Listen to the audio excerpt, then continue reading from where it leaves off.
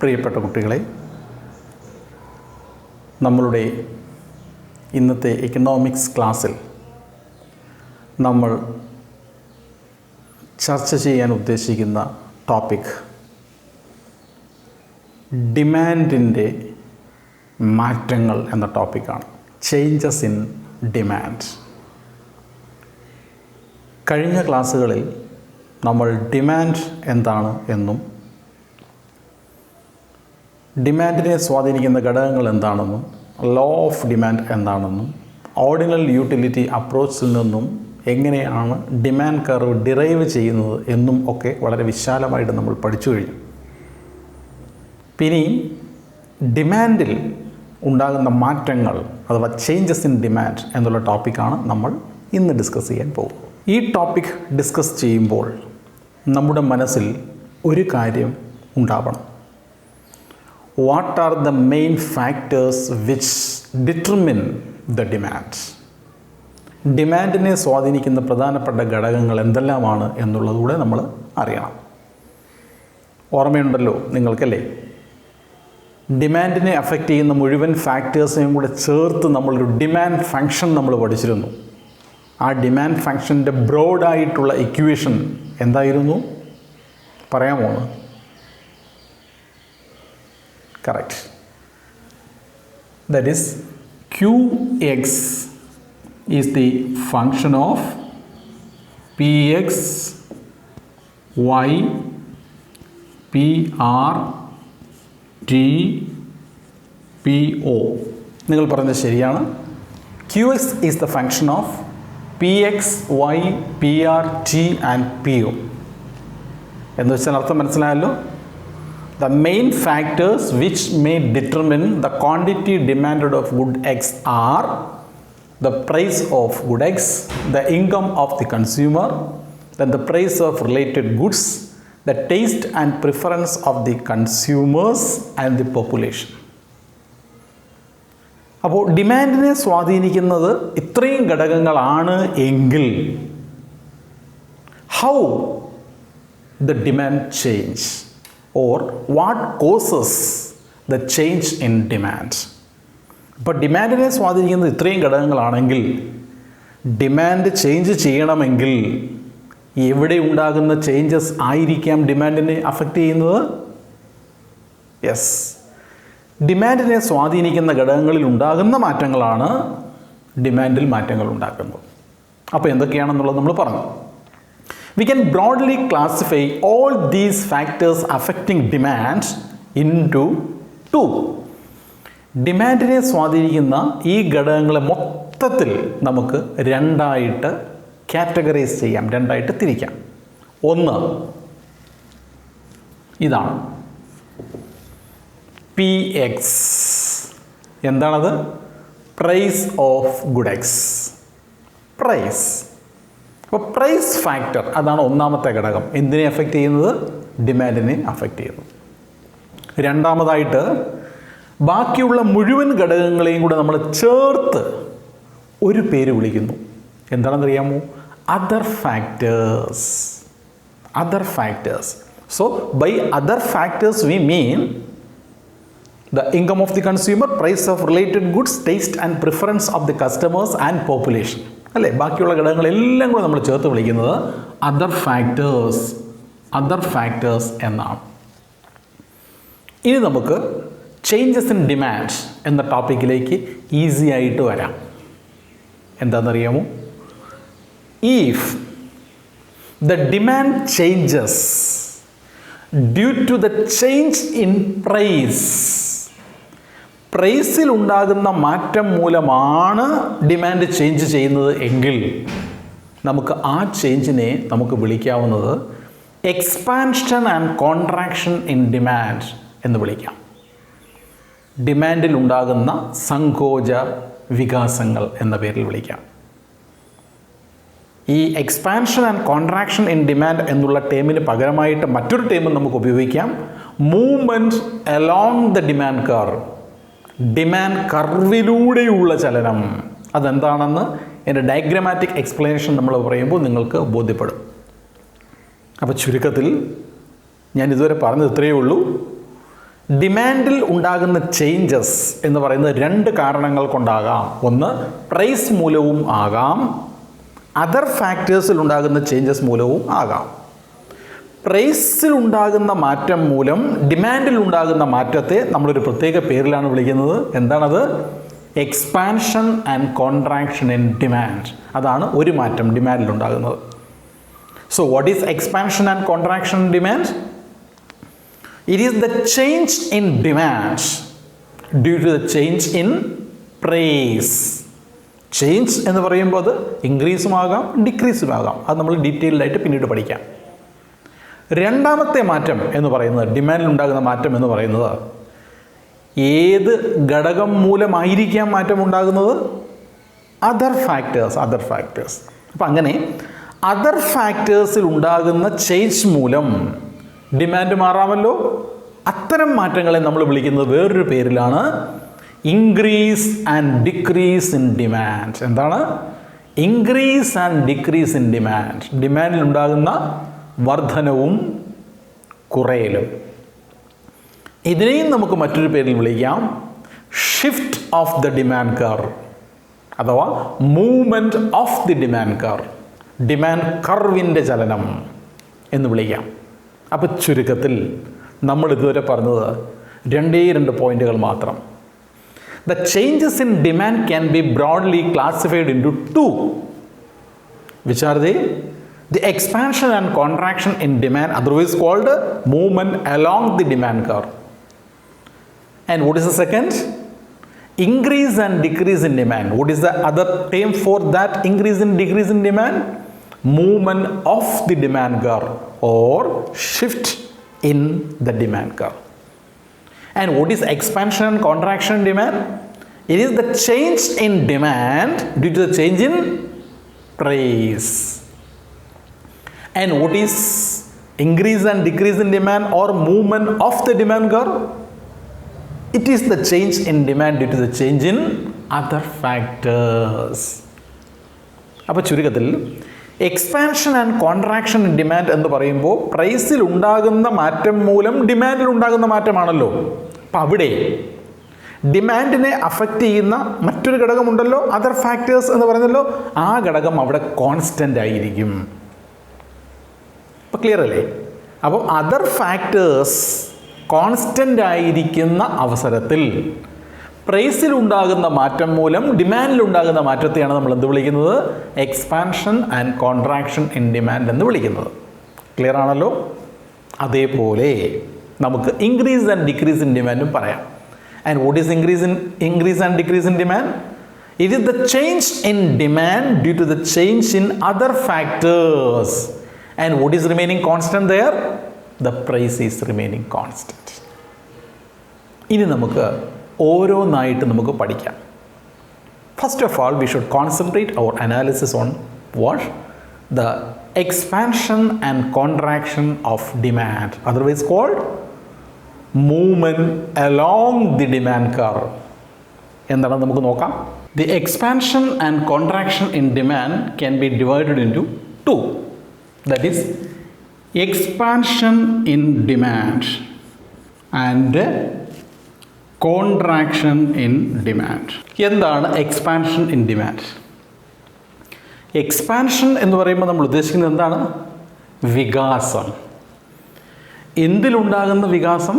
ഡിമാൻഡിലുണ്ടാകുന്ന വികാസം. ഡിമാൻഡ് എപ്പോഴാണ് വർദ്ധിക്കുന്നത്? പ്രൈസുമായിട്ട് താരതമ്യം ചെയ്യുമ്പോൾ, പ്രൈസ് കുറയുമ്പോൾ.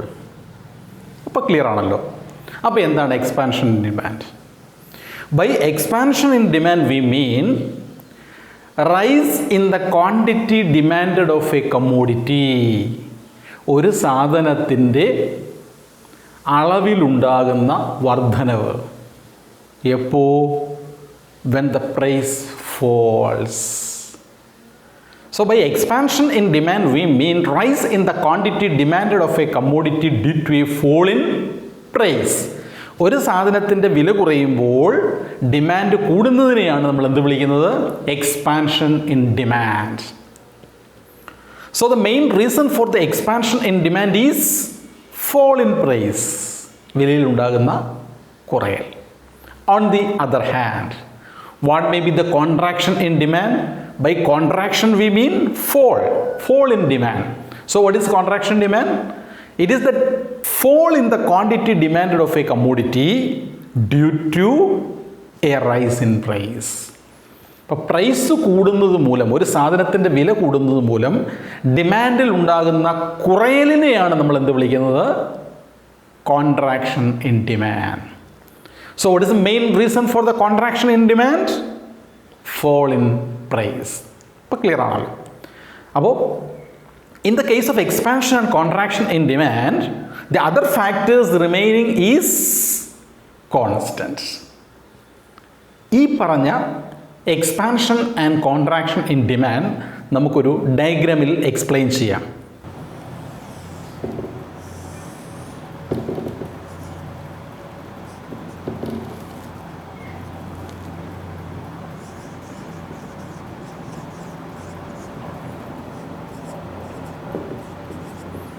In the diagram, the horizontal axis we measure the quantity demanded of a commodity, and in the vertical axis we take price.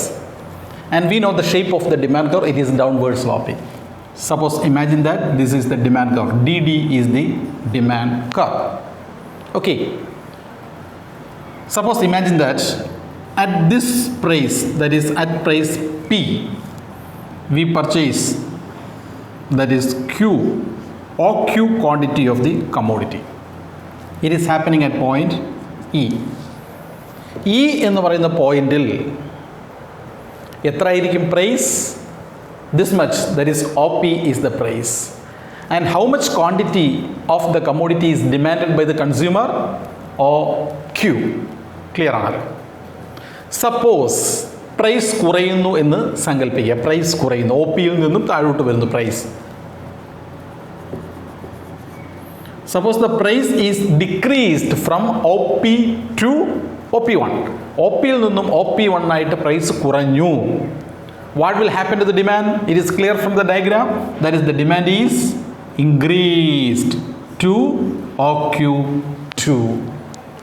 അപ്പോൾ price OPയിൽ നിന്നും OP1 ആയിട്ട് കുറഞ്ഞപ്പോൾ ഡിമാൻഡിന് എന്തു പറ്റി?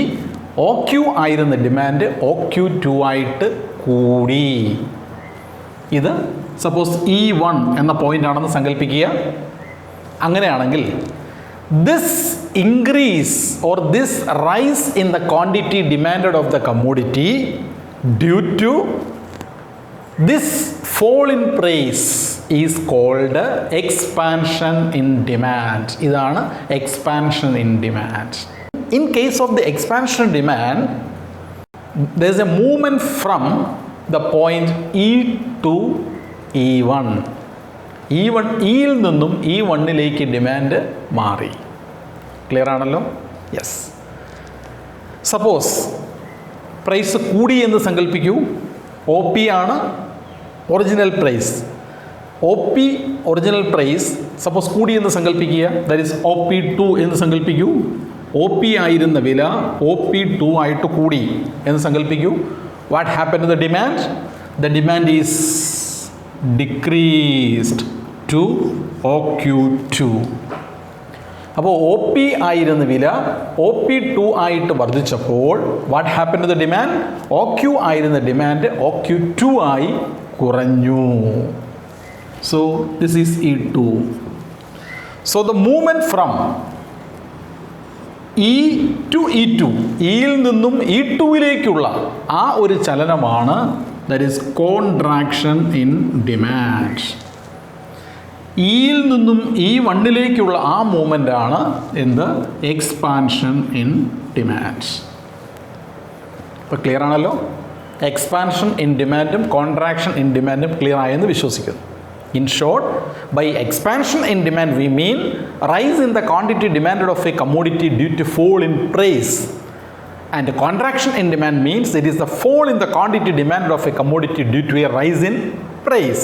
In both cases, what is remaining constant? Other factors affecting demand is remaining constant. Clear ആണല്ലോ? ഇവിടെ ഒരു കാര്യം കൂടെ ശ്രദ്ധിക്കൂ.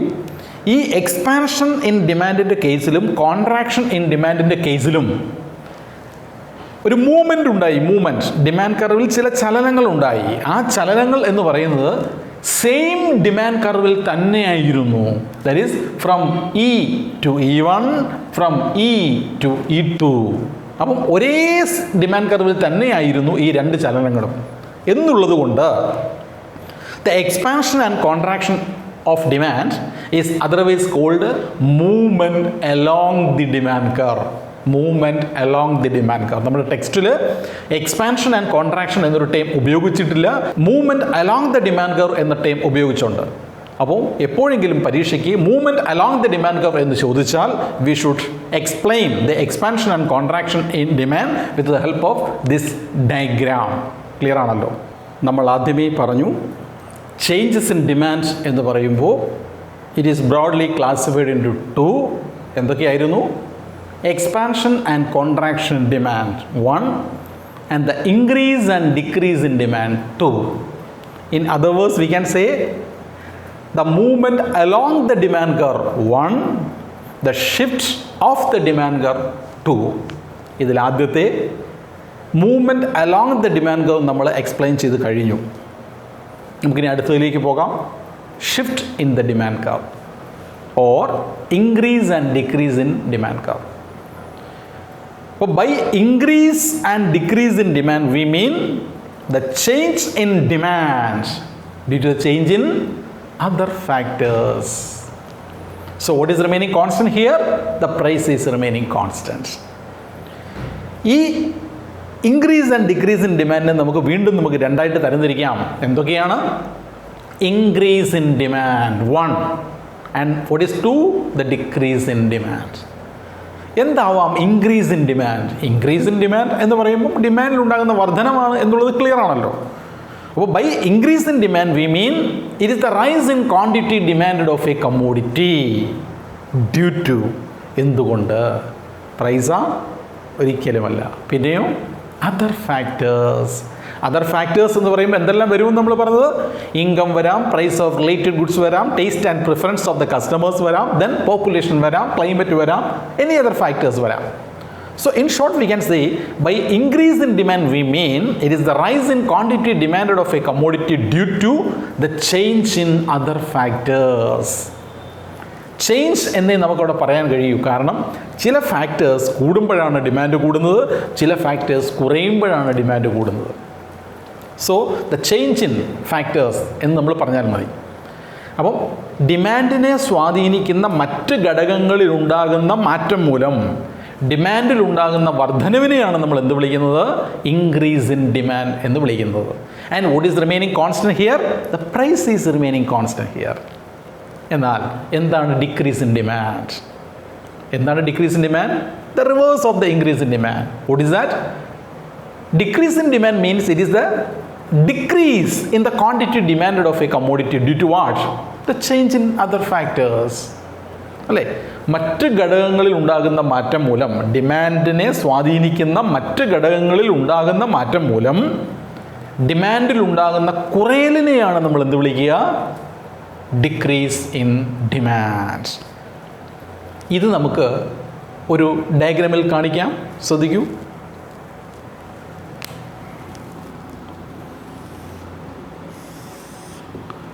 As earlier, in the x-axis we take the quantity demanded of a commodity, and in the y-axis we take what? The price. And suppose imagine that this is the demand curve. Demand curve ആണ് സങ്കല്പിക്കൂ. നമ്മളൊരു particular point എടുക്കുന്നു change കാണിക്കാൻ വേണ്ടിയിട്ട്. Suppose ഈ പ്രൈസിൽ, that is P എന്ന് പറയുന്ന പ്രൈസിൽ എത്രയാണ് demand? Q. This is happening at this point E. അപ്പോൾ ഇ എന്ന് പറയുന്ന പോയിന്റിൽ കൺസ്യൂമർ എത്രമാത്രം ക്വാണ്ടിറ്റി സാധനം വാങ്ങുന്നു? O Q quantity. ഏത് പ്രൈസ് നൽകിയിട്ട്? ഒ പി പ്രൈസ് നൽകിയിട്ട്. അല്ലേ? ഡിമാൻഡിനെ അഫക്റ്റ് ചെയ്യുന്ന പല ഘടകങ്ങളുണ്ട് എന്ന് ഞാൻ പറഞ്ഞു അല്ലേ? സപ്പോസ് ഇൻകം ആണെന്ന് സങ്കല്പിക്കൂ. ഇൻകം, ആ ഇൻകം കൂടുന്നു. ഇൻകം കൂടുമ്പോൾ എന്ത് പറ്റും? സാധാരണ ഡിമാൻഡ് കൂടുമെന്നാണ് നമ്മൾ പഠിച്ചത് അല്ലേ? അപ്പോൾ ഇൻകം കൂടി, അപ്പോൾ ഡിമാൻഡും കൂടണമല്ലോ അല്ലേ? അപ്പം ഡിമാൻഡ് കൂടുന്നത് നമ്മളിവിടെ കാണിക്കണം. ഇൻകം കൂടിയപ്പോൾ ഡിമാൻഡ് കൂടി എന്നുള്ള സത്യം നമ്മളിവിടെ കാണിക്കണം. പക്ഷേ ഇൻകം എന്നൊരു വേരിയബിൾ നമ്മളിവിടെ എടുത്തിട്ടില്ല. പിന്നെ നമ്മൾ ഏത് വേരിയബിളാണ് എടുത്തിട്ടുള്ളത്? പ്രൈസാണ് എടുത്തിട്ടുള്ളത്. അപ്പോൾ ഇൻകത്തിന് പകരമായിട്ട് പ്രൈസ് കൂടുമ്പോൾ ഡിമാൻഡ് കൂടുന്നു എന്ന് കാണിച്ചാൽ ശരിയാവുമോ? ഇല്ല. പ്രൈസ് ഈസ് റിമൈനിങ് കോൺസ്റ്റന്റ് എന്നാണ് നമ്മളിവിടെ പഠിച്ചിരിക്കുന്നത്. അതുകൊണ്ട് തന്നെ ഈ OP പ്രൈസ് എന്നുള്ളത് മാറാൻ പാടില്ല. പക്ഷെ അതേ സമയത്ത് തന്നെ നമ്മൾ എന്ത് കാണിക്കണം? ഡിമാൻഡ് കൂടിയെന്നും കാണിക്കണം. ഒരു മാജിക്കാണ് അതല്ലേ? ഇതേ പ്രൈസ് ആയിരിക്കണം, പക്ഷെ ഡിമാൻഡ് കൂടാം. അതെങ്ങനെ കാണിക്കാൻ പറ്റും പറയാമോ നിങ്ങൾക്ക്? സെയിം പ്രൈസ് ആവണം, പക്ഷെ ഡിമാൻഡ് കൂടുന്നതായിട്ട് കാണിക്കണം. പറയാമോ?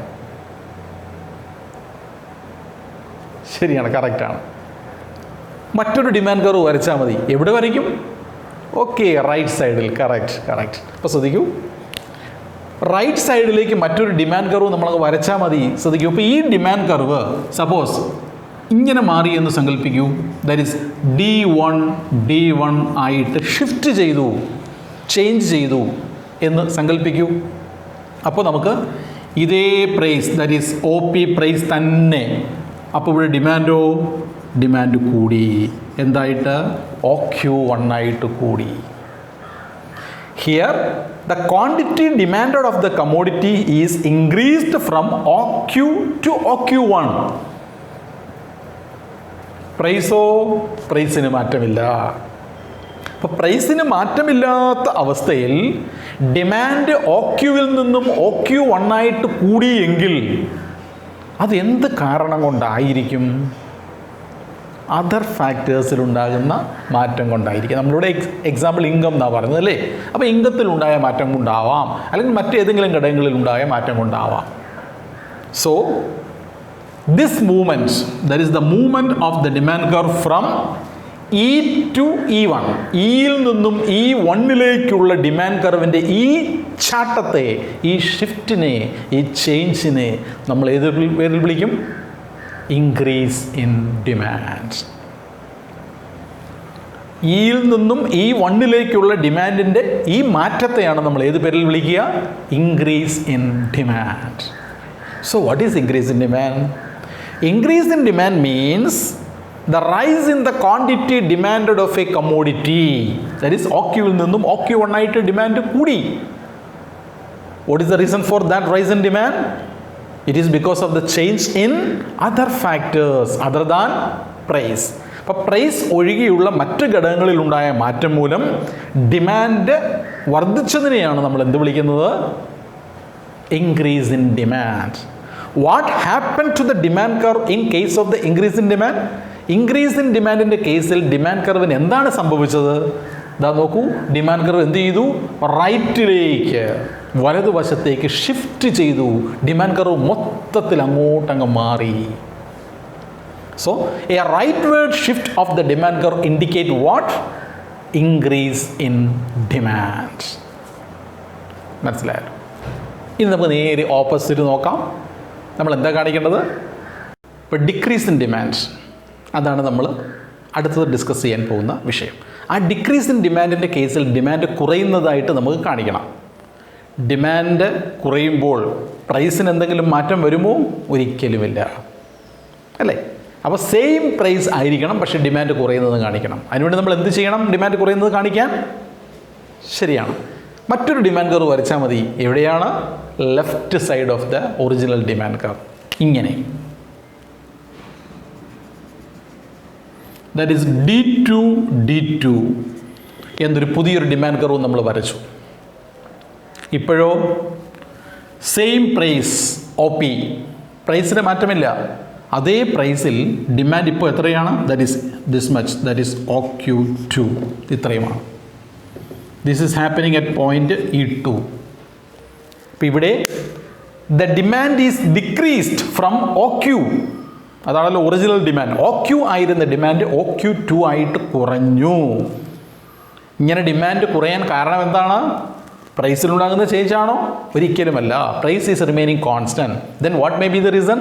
It may be due to the change in other factors. ഇങ്ങനെ ഡിമാൻഡിനെ സ്വാധീനിക്കുന്ന മറ്റ് ഫാക്ടറുകളിൽ ഉണ്ടായ മാറ്റം മൂലം ഡിമാൻഡ് കുറഞ്ഞതിനെയാണ് നമ്മൾ എന്ത് വിളിക്കുക? decrease in demand. So the movement from E to E2, ഇയിൽ നിന്നും E2-ലേക്കുള്ള ചലനമാണ് എന്ത്? Decrease in demand. A decrease in demand can be graphically shown. എങ്ങനെയാണ്? By a leftward shift of the demand curve. Demand curve മൊത്തത്തിൽ ഇടതുവശത്തേക്ക് shift ചെയ്താണ് നമ്മൾ എന്ത് കാണിക്കുക? ഡിക്രീസ് ഇൻ ഡിമാൻഡ് കാണിക്കുക. ഇപ്പോൾ മനസ്സിലായല്ലോ. ഇപ്പോൾ ഇൻക്രീസ് ഇൻ ഡിമാൻഡ് എന്താണ്? അത് ഡയഗ്രാമിൽ നമുക്ക് എങ്ങനെ കാണിക്കാം? By a rightward shift of the demand curve. ഒപ്പം what is decrease in demand and how we can represents a decrease in demand in the diagram. എങ്ങനെയാണ്? By a leftward shift of the demand curve. അപ്പോൾ ഈ increase in ഡിമാൻഡിൻ്റെ കേസിൽ demand curve റൈറ്റിലേക്ക് shift ചെയ്യുന്നു എന്ന് നമ്മൾ പറഞ്ഞില്ലേ? അതുപോലെ ഡിക്രീസ് ഇൻ ഡിമാൻഡിൻ്റെ കാര്യത്തിൽ ഡിമാൻഡ് കർവ് ലെഫ്റ്റിലേക്ക് ഷിഫ്റ്റ് ചെയ്യുന്നു എന്ന് പറഞ്ഞില്ലേ? ഈ ഷിഫ്റ്റുകളെയാണ് നമ്മൾ എന്ത് വിളിക്കുക? Shift in the demand curve അഥവാ movement of the demand curve എന്ന് പറയുന്നത്. അപ്പോൾ ഈ ഇൻക്രീസ് ഇൻ ഡിമാൻഡിൻ്റെ കേസിലും ഡിക്രീസ് ഇൻ ഡിമാൻഡിൻ്റെ കേസിലും ഡിമാൻഡ് കർവ് തന്നെ ഷിഫ്റ്റ് ചെയ്തു റൈറ്റിലേക്കും ലെഫ്റ്റിലേക്കും. So it is the shift in demand. Clear ആണല്ലോ. ഇനി നമുക്ക് ഒരു കാര്യം കൂടി പറഞ്ഞിട്ട് നമുക്ക് ഈ ചർച്ച ഇവിടെ അവസാനിപ്പിക്കാവുന്നതാണ്. നമ്മൾ പറഞ്ഞു എക്സ്പാൻഷൻ ഇൻ ഡിമാൻഡിൻ്റെ കാരണം എന്തായിരുന്നു? Fall in price. Contraction in ഡിമാൻഡിൻ്റെ കാരണം എന്തായിരുന്നു? Rise in price. എന്നാൽ ഇൻക്രീസ് ആൻഡ് ഡിക്രീസ് ഇൻ ഡിമാൻഡിൻ്റെ കാരണങ്ങൾ എന്ന് പറയുന്നത് അതർ ഫാക്ടേഴ്സ് ആണ് എന്ന് നമ്മൾ പറഞ്ഞു. പ്രധാനപ്പെട്ട കാരണങ്ങൾ എന്തൊക്കെയാണ് എന്നുള്ളത് നമുക്ക് ഒന്നുകൂടി ഒന്ന് ഡിസ്കസ് ചെയ്യാം. What are the main factors for the increase and decrease in demand അഥവാ shift in demand. Clearly? Shift in demand. One of the main reasons for the shift in demand is the change in income. Change in income.